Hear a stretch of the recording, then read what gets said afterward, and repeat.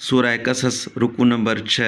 ऐं बेशक हिन क़ुरान खे उन्हनि लाइ लॻोलॻि मोकिलियोसूं त मन उहे नसीहत वठनि जिन खे हिन क़ुरान खां अॻु किताब ॾिनो अथऊं से उन क़ुरान खे मञींदा आहिनि ऐं जॾहिं खेनि हीउ क़ुरान पढ़ी ॿुधाइबो आहे तॾहिं चवंदा आहिनि त उन ते ईमान आंदोसूं। बेशक उहो असांजे पालणहार वटां सचो आहे। बेशक असां उन जे नाज़िल थियण खां अॻु ई मुस्लमान हुआसीं। इहे उहे आहिनि जिन खे संदन अजुर 2 भेरा ॾिबो उन्हीअ करे जो सब्र कयऊं ऐं मदाईअ खे चङाईअ सां टारींदा आहिनि ऐं जेका खेनि रोज़ी ॾिनी अथऊं तंहिं मां ख़र्चींदा आहिनि ऐं जॾहिं का बेहूदी ॻाल्हि ॿुधंदा आहिनि तॾहिं उन खां मुंहुं मोड़ींदा आहिनि ऐं चवंदा आहिनि त असांजा कम असां लाइ आहिनि ऐं अव्हांजा कम अव्हां लाइ आहिनि। अव्हां ते सलाम हुजे।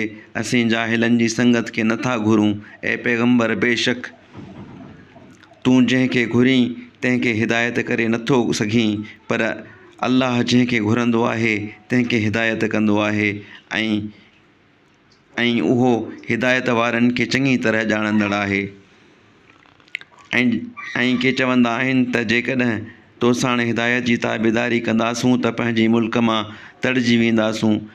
खेनि हरम में अमन सां न टिकायोसूं छा जो उन ॾांहुं सभु कंहिं जिन्स जो मेवो पाण वटां रोज़ीअ तरह पहुचाइबो आहे पर उन्हनि मां घणा माण्हू न ॼाणंदा आहिनि ऐं ॻोठनि मां केतिरा ई वीरान कयासूं जिन पंहिंजे गुज़रान में हद खां लंघिया हुआ।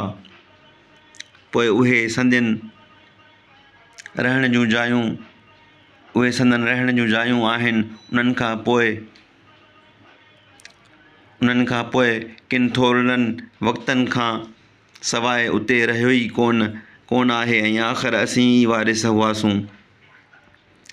ऐं पैगंबर तुंहिंजो पालणहार ॻोठनि खे एसीं कॾहिं विनाश करण वारो न आहे जेसीं उन जे कंहिं वॾे शहर में को पैगंबर न मोकिलियूं जो असांजूं आयतूं खेनि पढ़ी ॿुधाए ऐं ॻोठनि खे कॾहिं विनाश करण वारा न आहियूं सवाइ उन हालत जे संदन रहण वारा ज़ालिम हुजनि ऐं हर हिक जिन्स मां जेकी